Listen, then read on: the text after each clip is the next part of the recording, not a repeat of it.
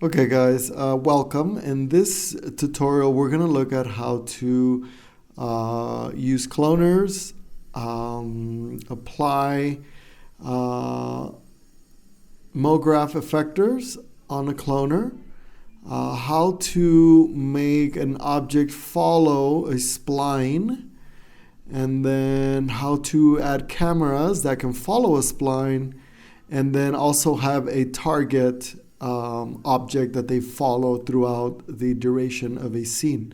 So let's get started. Okay, I'm going to add a sphere, and I'm just going to leave it as it is, maybe a little bit smaller, 25 centimeters.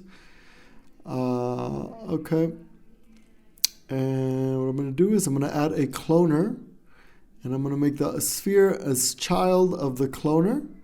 So right now I'm going to select the cloner so I can see the attributes, and right now it's set to linear. I'm going to set it to object so that we can make the clones over an object.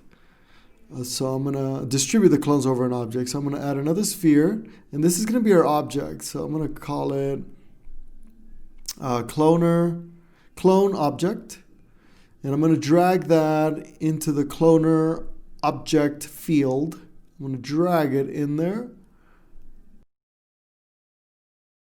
and there it is. I have the sphere and the clones are distributed over the surface of the clone object. So I'm going to make the clone object invisible, and I'm going to increase the number of count so I can get more spheres, more clones. I'm going to play that and it doesn't do anything.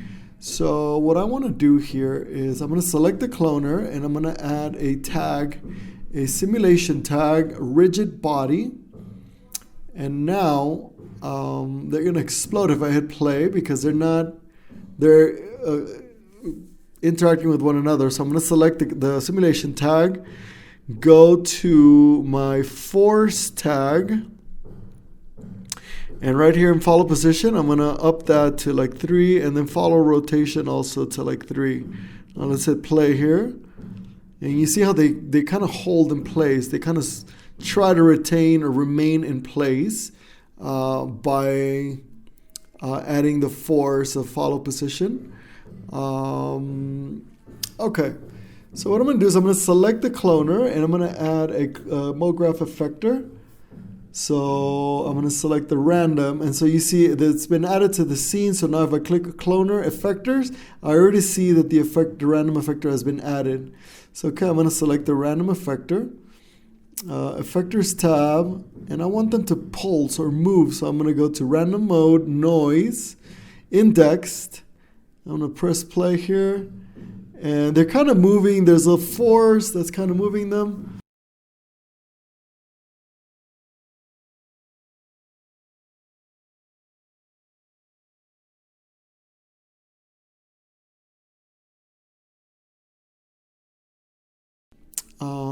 And I'm going to add another, I selected the cloner. I'm going to add another random effector.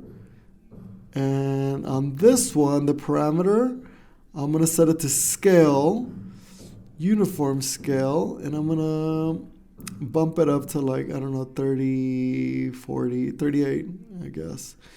I'll press play and it's doing nothing, but I'm going to go back to my Effectors tab. And I'm going to tell it noise, indexed, and now it's going to start kind of like bulging up these spheres. They're changing in size based on the parameter that I set. So, okay, what I'm going to do is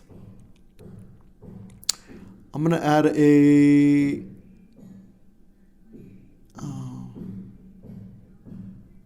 I'm going to select the cloner object.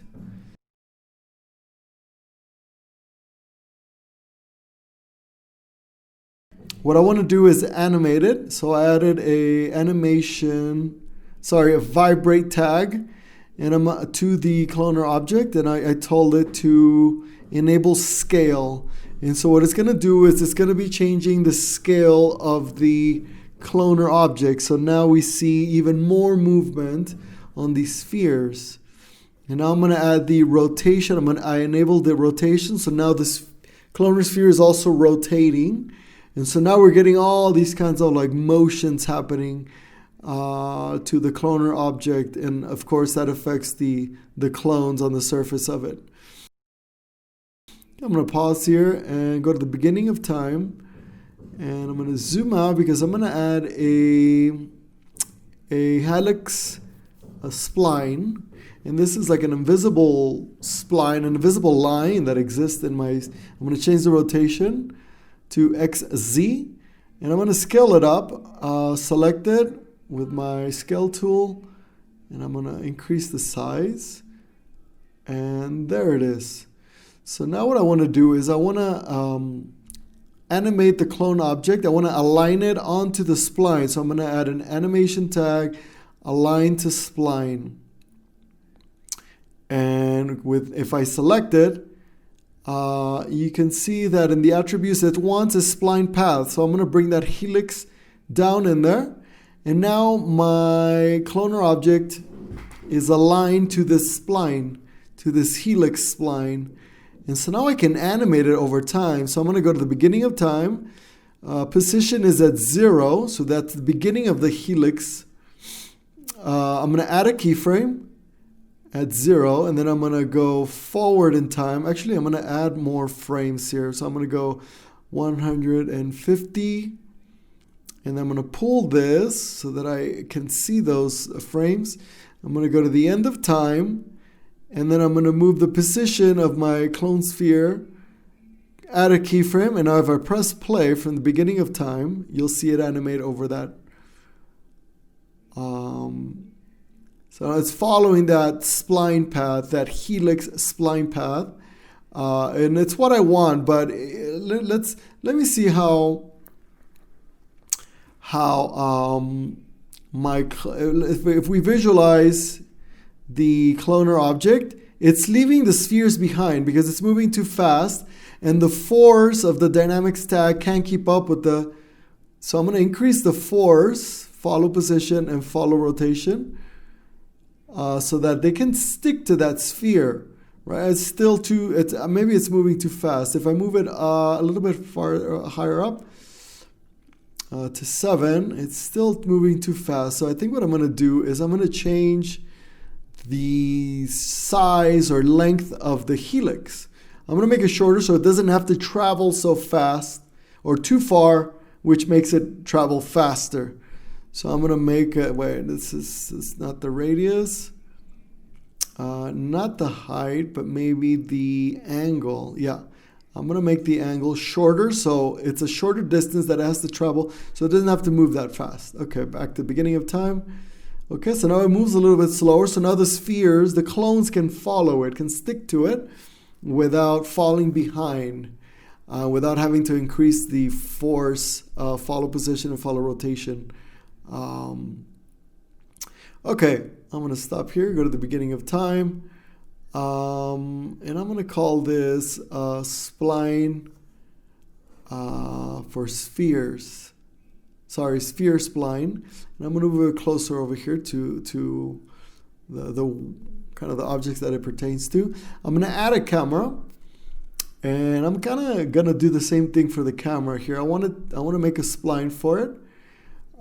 So let's kind of get out of the camera and take a look at where the camera is positioned. I'm going to get my move tool.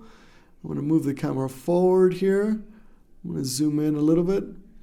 And okay, so I see my scene. What I'm going to do is I'm going to clone my spline, my sphere spline. So I'm going to go to edit, select it, edit, copy, edit, paste. And now I have a copy of the spline. I'm going to call it camera spline. And this spline will belong to the camera, which is what we're going to make the camera follow. So we're going to add a tag. So animation tag, align to spline. And I'm going to add another target tag to the camera. So target and align to spline. So we're going to set the spline first. I'm going to increase the size of the spline for the camera, make it a little bit bigger so that it kind of doesn't fall on top of the other one. Okay, so there we get a nice perspective view. I'm going to go on to the align to spline tag. It wants a spline, so I'm going to drag the camera spline onto that field. And now the camera is aligned to the spline. And I'm gonna, at the beginning of time, I'm gonna add a keyframe. I'm gonna move to the end of time, and I'm gonna move the position of the camera and add a keyframe at the end. So now I'm gonna hit play from the beginning of time. And notice how the camera is moving along that spline. But the camera is facing away. So now I want the camera to target the clone object. Okay, so it wants a target object. So I'm going to drag the clone object, which is the other thing that's moving. And now, see, the camera is now pointing directly to that. And now if we play it, you see how it's following it all the way through. Now if we go inside the camera, we can see that the camera is following the clone, the sphere spline, clone object, all the way through. So now we can't see really what's changed. So we're gonna make it a little bit more dynamic. So what I'm gonna do is I'm gonna set a different position, start position and end position for our camera. So I'm gonna move it about 30% of the way. Change the keyframe, and then go to the end of time, and I'm gonna bring it back instead of 100. I'm gonna go like even backwards. So I'm gonna go to position 0, add a keyframe, and now you're gonna see kind of the difference. And you can play around with this. It depends on what you're trying to achieve as far as like visually what you want your camera to see. So let's go inside the camera, and here's the beginning. It passes us through. And we'll move over, and we're kind of below it at the end. It's a little bit more interesting. So I'm going to make this clone object invisible. And there we have it. We have the spheres interacting. Okay, I'm going to pause it. Go to the beginning of time, and what I'm going to do is I'm going to add more spheres. So I'm going to go select the sphere, edit, copy, paste. I'm going to drag it under the cloner because I want more variation of the sizes. So I'm going to select this one, and I'm going to go bigger. I'm going to go, 53. And I'm going to do that again. I'm going to clone it, copy it, edit, paste, and I'll have a third sphere. I'm going to drag it into the cloner, and I'm going to make this one small. So I'm going to go radius, maybe like 15. And I'll have 3 sizes of spheres in there. And just to kind of make it a little bit more dynamic, more, exciting. And you can use any sort of object with this. They don't have to be spheres. I'm going to change the position of my camera here just so I don't like the way it looks. So I'm going to go to my Align to Spline tool, tag, I'm going to change the position at the beginning all the way to 74. And let's see what it does now.